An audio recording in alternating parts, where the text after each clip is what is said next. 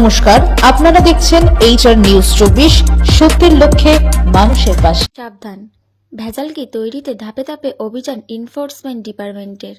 Nadia Ranaghat police জেলার আবারও বড়সড় পদক্ষেপ।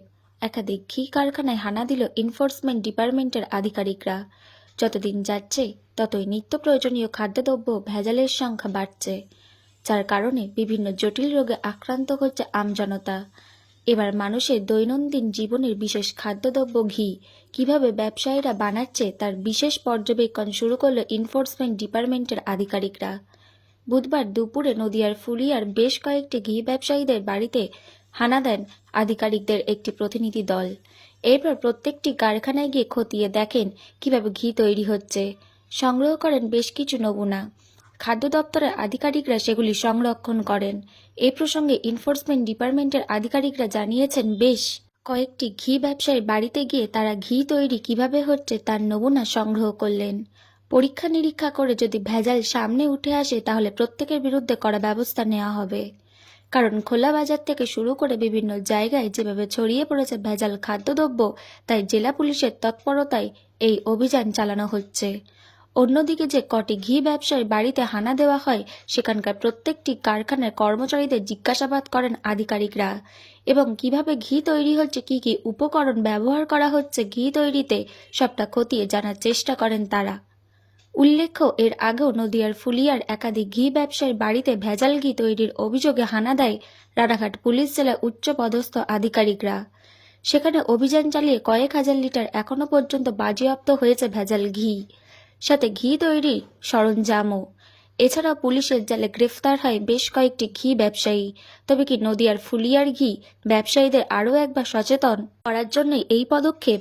এখনও দেখার জেলা পুলিশের এই অভিযানের মধ্যে দিয়ে কতটা সচেতন হয় ঘি ব্যবসায়ীরা। উদ্ধার করলেন এখান থেকে? এখানে রেট বলতে গেলে আমাদের কাছে মানে ডিবি রানাঘাট পিডি, মানে আমরা ওই food safety officer Ranaghat Shantipur food safety officer এদেরকে নিয়ে এখানে ফুলিয়া রেড করছি। মানে রেড করছি এই জন্য যে এখানে তো মানে ঘিয়ের ভেজালের ব্যাপারটা বেশি আছে, তো সেই ব্যাপারটা যাতে এরা ভেজাল না করতে পারে তার জন্য জয়েন্টলি আমরা রেড করলাম ফুড সেফটি ফ্যাসাই, এবং সেটা আমাদের বড় সাহেবের অর্ডারে আমরা এখানে রেড করছি।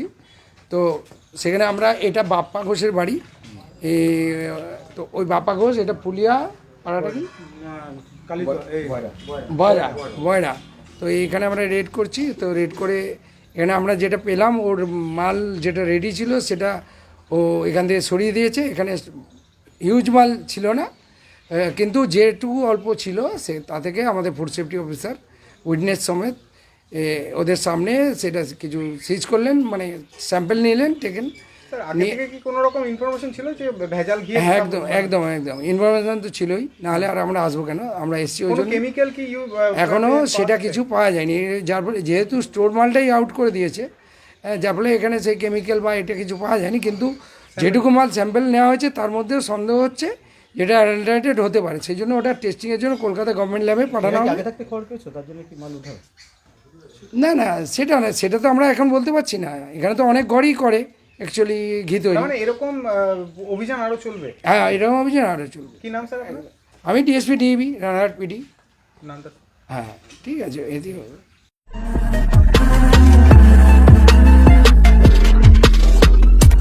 নমস্কার, আপনারা দেখছেন HR নিউজ 24, সত্যের লক্ষ্যে মানুষের পাশে।